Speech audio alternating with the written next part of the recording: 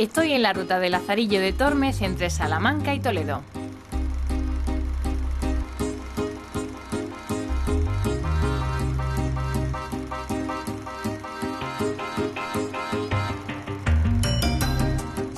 En el Lazarillo está el principio de la novela moderna.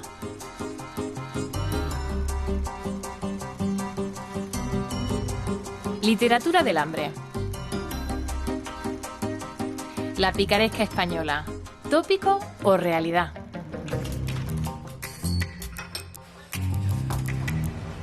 En la sensación, en la emoción que provoca el arte, siempre hay una mitad invisible que explica muchos porqués.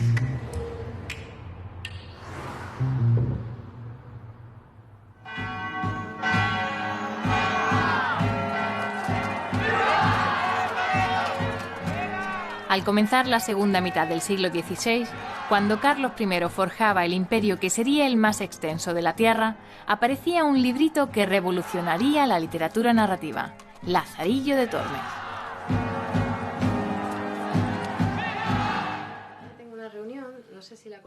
El académico Francisco Rico y el profesor de la Universidad de Salamanca, Miguel García Bermejo, coinciden en señalar que con el Lazarillo la literatura se asomaba por primera vez a las heces de la realidad. En realidad es una fecha capital en la historia de la novela moderna insuficientemente reconocido. Toda la novela moderna parte del Lazarillo de Tormes. Por primera vez tenemos a un personaje que se desarrolla ante nuestros ojos, que se va transformando, que va cambiando, que es contradictorio en ocasiones, que experimenta piedad, empatía. Eso verdaderamente no había aparecido en las letras europeas hasta ese instante. Y después, quien va a continuar por ese camino es, claro, Don Miguel de Cervantes. Existía la novela pastoril, con aquellos sofisticados pastores lánguidos que cantan a las orillas del río. Existía la novela caballeresca, con aquellos fabulosos caballeros modelos de Don Quijote, pero no había ningún género que contara la realidad diaria, tal como se presentaba a los ojos de los contemporáneos. El librito termina con esta frase: Pues en este tiempo estaba en mi prosperidad y en la cumbre de toda buena fortuna. El Lazarillo de Tormes es una obra que tiene una especie de temáticas recurrentes a lo largo de su argumento, normalmente relacionadas con la honra, el tema fundamental de la obra, la religiosidad, el hambre, algo fundamental, y todo teñido de una crítica social un poco ácida. ¡Vino de los viñedos! Al final de la obra, Lázaro de Tormes es pregonero de la ciudad de Toledo, una profesión considerada baja. De San Salvador, blanco, garnacha y al millo.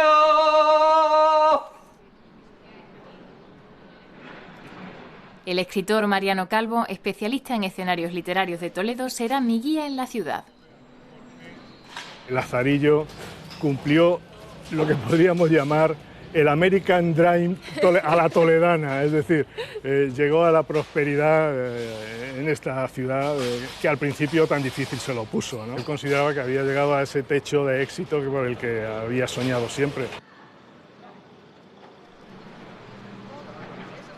La obra simula ser una carta que escribe Lázaro a un tercero para explicarle determinado caso. El caso no se desvelará hasta el final de la obra y tiene relación con la iglesia del Salvador de Toledo, de la que Lázaro y su esposa eran vecinos y en la que se habían casado.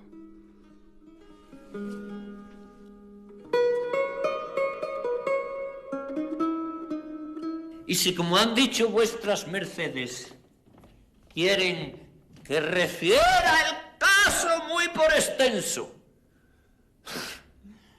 mejor será empezarlo por el principio, que no por el final o por el medio.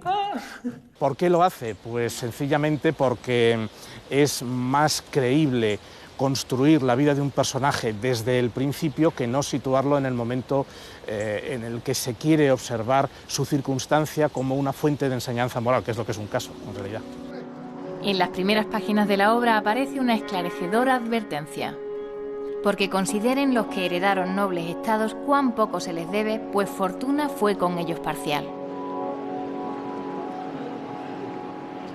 Todo el periodo moderno y ya en la Edad Media hay toda una crítica hacia la nobleza y hacia los que pertenecen a la nobleza como simples herederos de sangre. No se han ganado nada, en muchas ocasiones son verdaderamente, pues, digamos que fracasos de lo que fueron sus orígenes, verdaderamente degradaciones, decadencias de lo que fueron sus orígenes. Sepan vuesas mercedes que soy Lázaro de Tormes, hijo de Tomé González y de Antonia Pérez, naturales de Tejares, aldea de Salamanca. Mi nacimiento fue dentro del río Tormes, por cuya causa tomé este sobrenombre. Su madre vino a darle un negrito muy bonito, al cual Lázaro cuidaba y ayudaba a calentar en los fríos inviernos de Salamanca. Es igualito que su padre. Mamá, negro, Coco, ayuda, miedo, mamá, negro. Y de puta, cree que es blanco. ¿Cuántos habrá en el mundo que huyen de otros porque no se ven a sí mismos? Anda, Lazarillo, hacia allí, hacia donde sale el sol. El ciego decidió abandonar Salamanca para obtener más ganancias en Toledo. El viaje se inició cerca del puente que cruza el Tormes. Le pido al actor Jaime Santos que me permita ser su Lazarillo. El origen de la palabra que designa a los guías de ciegos surge precisamente del título de esta obra. Una limonita, que estoy muy malito de aquí. No, camino de Toledo, llegamos a un puente y me dice... Llega al oído de este toro y oirá gran ruido dentro de él.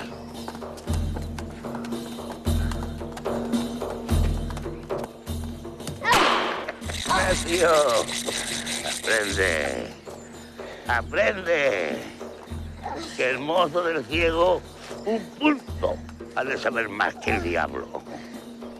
Santa Lucía os dé vista, Santa Inés fortuna os traiga, que a mí nada me dieron, sino este sombrero y capa. Sin duda, el golpe del ciego abrió los ojos de Lázaro, porque a partir de aquel momento sus picardías con el ciego fueron incontables. Para ir a visitar a esa viuda que vive en las afueras y que tan largas oraciones me encarga siempre.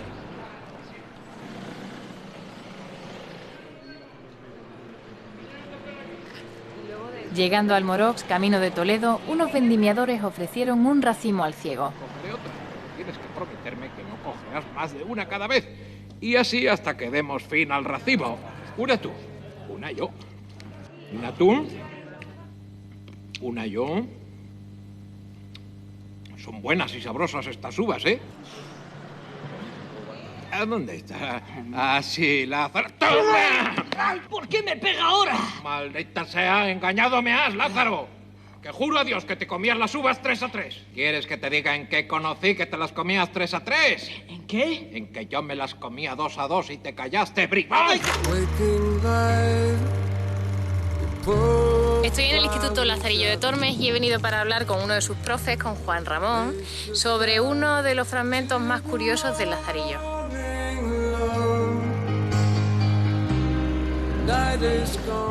Escalona fue la siguiente etapa en la ruta del Lazarillo. Tengo una cita en el instituto de la localidad que precisamente se llama Lazarillo de Tormes. Dejamos el instituto y vamos tras las huellas de Lázaro en Escalona. Bueno, pues estamos aquí en el mesón Lazarillo, un mesón como muchos de los que había en el siglo XVI, aquí en Escalona. Bueno, en un mesón como este es donde sucede el episodio de la longaniza. Cuando ya había chorreado la grasa sobre los trozos de pan, el ciego se comió las pringadas. Él y a Lázaro lo tiene muerto de hambre y pone una longaniza a asar en la parrilla. Lazarillo, tráeme un cuartillo de vino. Y entonces Lázaro hace de las suyas y se le ocurre una pequeña idea.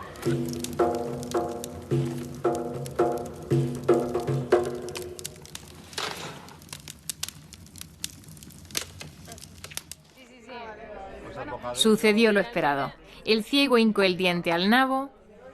¡Ey, que esto es un bocata de nabo, que yo no soy el ciego! ¿Alguien quiere un bocata Por suerte, yo no soy ciega. mía, la maldita longaniza que aún no se... Lázaro vomitó la longaniza y así captó Goya la escena. El protagonista de la historia preparó su venganza en esta plaza. Tío, el arroyo es muy ancho, mas si queréis, yo veo por dónde atravesemos sin mojarnos, porque se estrecha allí mucho, y saltando pasaremos con los pies secos.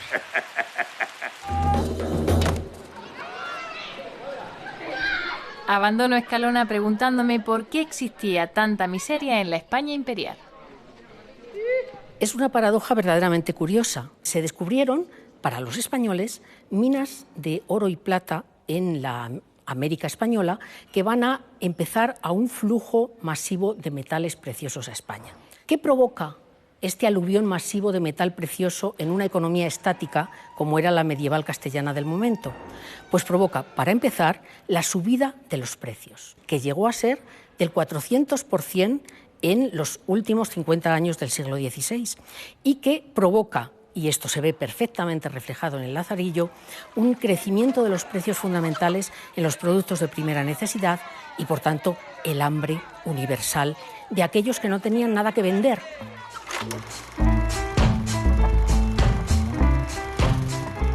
Salamanca, Almorox, Escalona. La próxima etapa de Lázaro sería Maqueda.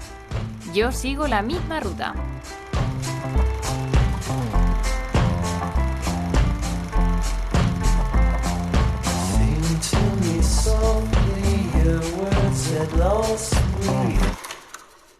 Lázaro abandonó al ciego y, en Maqueda, entró al servicio de un clérigo. Escapé del trueno y di en el relámpago.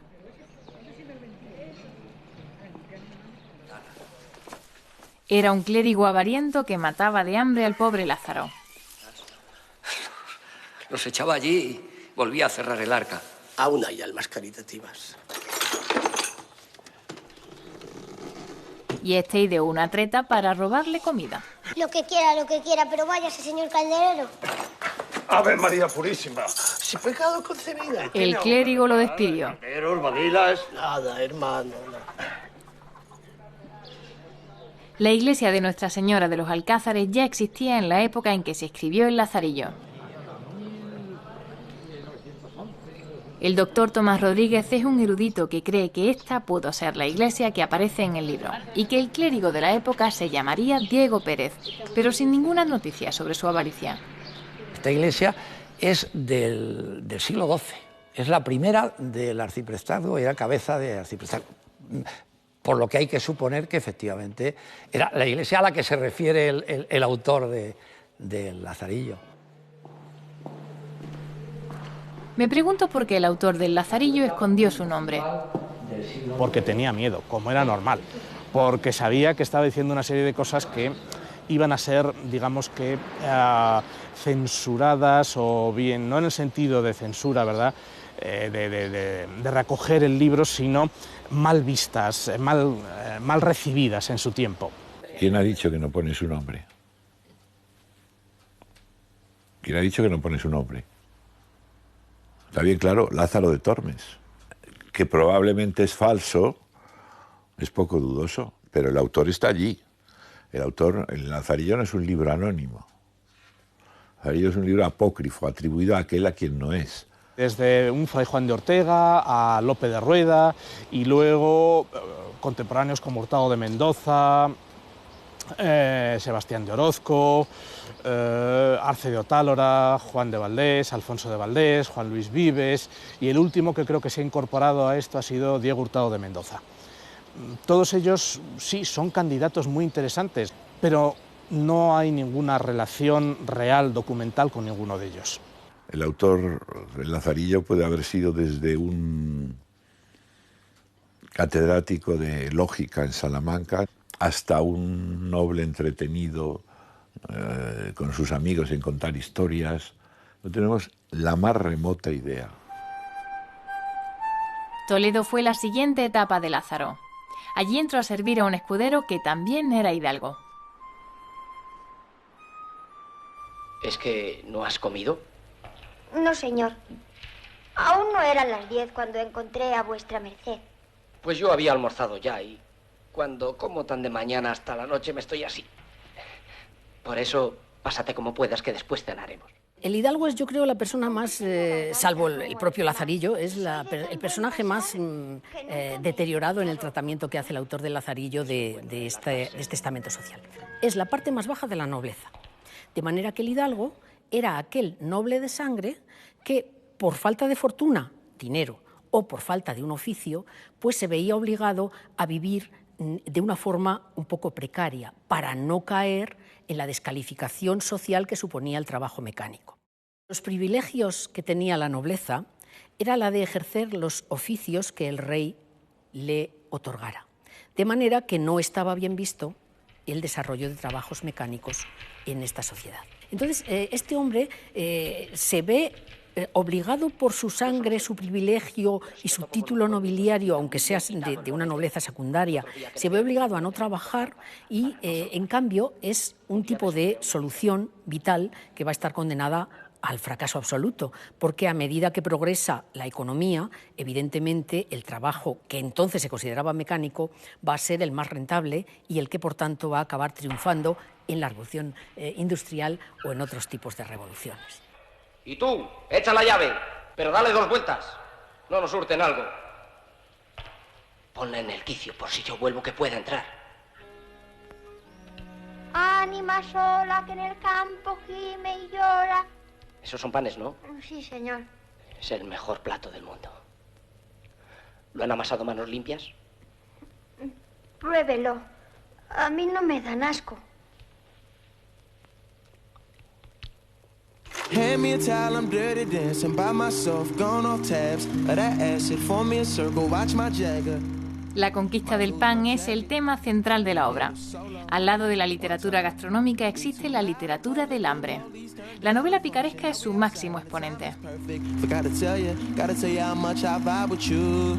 Negra es un adjetivo negativo y la honra, tan importante en la sociedad española de la época, es sentida por muchos como un impedimento, como un pie forzoso en muchas ocasiones en que uno se comportaría de otra forma. La honra es una carga, no es realmente nada que ayude a vivir, sino más bien todo lo contrario. Vine aquí porque un vecino mío no se quitaba el sombrero para saludarme. No se lo quitaría porque vos no os lo quitabais antes. No, que 5 veces me lo quité el primero. Pero como él se lo quitó un par nada más, yo me perdí por la mano. ¿Qué escarbará en los dientes si hace 4 días que no mastica?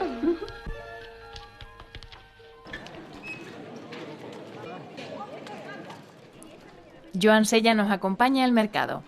Además de guionista del programa, es erudito en temas culinarios. Estamos, como veis, en el mercado municipal de Abastos de Toledo, que en tiempos de Lazarillo era la tripería.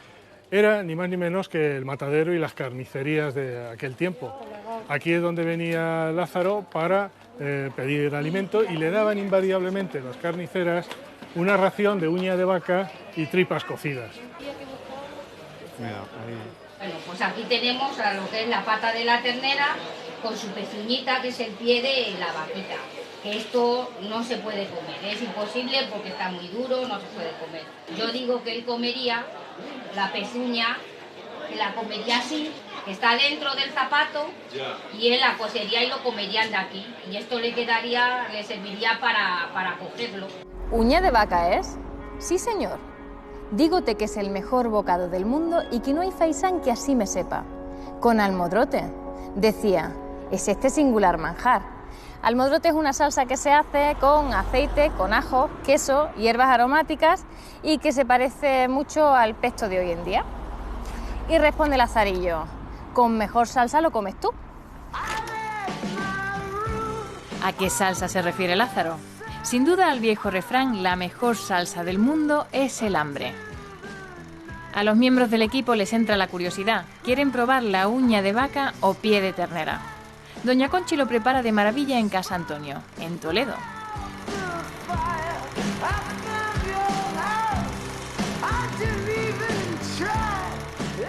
Yo rehuso, no como carne.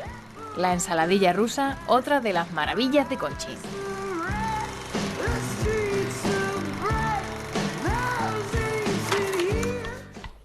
El siguiente amo de Lázaro fue un buldero, un clérigo que vendía bulas. Es un dinero que se paga a cambio de obtener un beneficio para el alma. Porque la bula, destinarse a la redención de cautivos o a otro tipo, tiene un premio en indulgencias. Y llegó un momento en que la bula empezó a incluir como beneficios espirituales cuestiones relativas a indulgencias para no comer determinado tipo de producto que estaba prohibido por la ortodoxia católica en determinadas fechas, como huevos, leche, carne, en determinados momentos, por ejemplo, en la Semana Santa. ¿Qué esperaban a cambio los que compraban una bula? Pues está claro que, para empezar, el perdón de los pecados. Había una indulgencia que incluso se empezó a poder comprar para los muertos, es decir, para tu padre, para tu abuelo, con lo cual aquello se convirtió en algo verdaderamente escandaloso. Francesc Rovira es el ilustrador de un lazarillo para niños. Me cuenta el episodio del buldero dibujo a dibujo.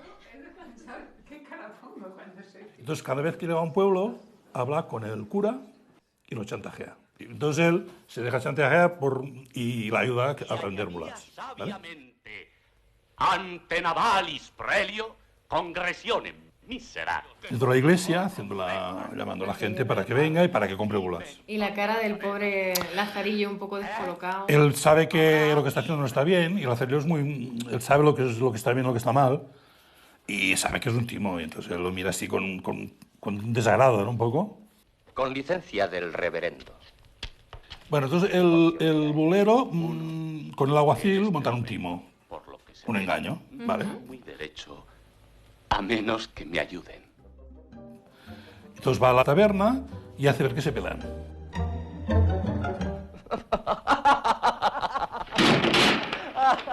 Ya se te ven las plumas, cómico de la lengua. En respeto de estos hábitos. El buldero se va a la iglesia a predicar y la gente va, todo el mundo va, porque todo el mundo va a la iglesia. Y en la iglesia, el alguacil monta un show. Empieza a decir, él es un timador, que esto que está diciendo es verdad, que las bulas son falsas, que las bulas son falsas. Yo vine con este echacuervo que me engañó y me dijo que le ayudara en el negocio de vender bulas. Y entonces el buldero, predicando desde arriba, dice que Dios lo va a castigar, que lo que está mintiendo, que lo que está haciendo no está bien. Haz que estas piedras se hundan conmigo sepultándome. Y mientras está predicando en contra de él hace ver que tiene un ataque de epilepsia. Lo que yo digo, San Crispín, entonces... Entonces el bulero rezando, entonces él hace ver que Dios lo ha perdonado, que se le pasa el ataque gracias a sus oraciones, ¿no? Perdón. Lo hice por vengarme de su paternidad. Y por consejo del diablo, que se duele de que tomen las bulas. Y a partir de aquí, la gente, todo el mundo quiere comprar bulas. Todo el mundo quiere una bula. Y luego los dos reparten el dinero. Por eso, precisamente, Lutero se lanzó contra las bulas de indulgencia que el Papa tan gratuitamente estaba diseminando por el mundo cristiano. La obra fue prohibida por la Inquisición. Básicamente por el capítulo del buldero, donde se presenta un falso milagro. Si es verdad que se quita una serie de lugares que son muy antieclesiásticos, sin embargo, apenas se toca la historia del clérigo de Maqueda, el Tratado II. O sea, el clérigo de Maqueda es un ser abominable. Para los parientes. Y de esa cuestión apenas se hace ninguna intervención en la censura. Claro, es que nuestro concepto de sátira también ha cambiado. Nosotros creemos que la censura de la Inquisición era enormemente agresiva contra la sátira y yo creo que en aquel tiempo todavía hay una idea de que la sátira tiene un efecto positivo y de esta manera se puede hacer que la gente reflexione, piense y cambie. La Inquisición prohíbe el Lazarillo de Tormes por la verosimilitud de la crítica que hacía de los eclesiásticos del momento. Planteaba a los eclesiásticos como avaros y falta de caridad y eso era muy fuerte en un contexto en el que el rey de España, Carlos, estaba asustado por los vuelos que estaba tomando el luteranismo en Alemania y en otros lugares. La ciudad de Granada rinde homenaje a los pregoneros. Tras muchos avatares, Lázaro consigue plaza de pregonero. En el archivo de Nodos se conservan unas imágenes impagables de esta profesión extinguida. A este vecindario que en vista de las noticias en casa de Dionisio Pelao que celebrará don Fausto, el señor cura. El famoso caso del principio del libro es que la esposa de Lázaro es amante del arcipreste del Salvador.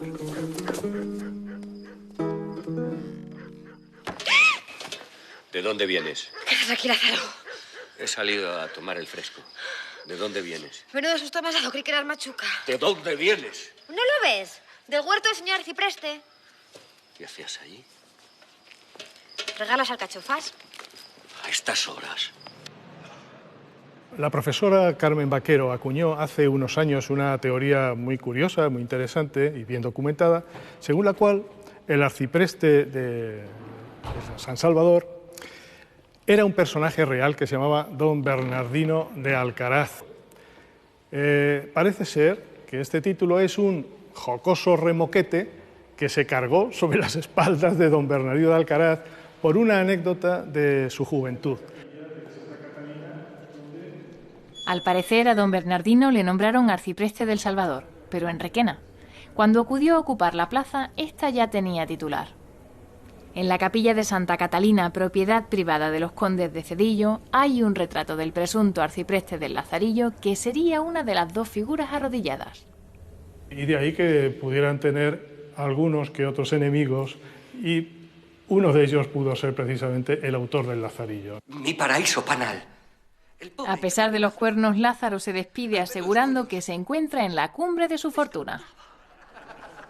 Lazarillo, que es una contraposición del escudero en la situación final en la que se encuentra, en que él da 2 higas a la honra a cambio de estar tranquilo. Como han hecho tantos, como haría cualquier persona sensata, además.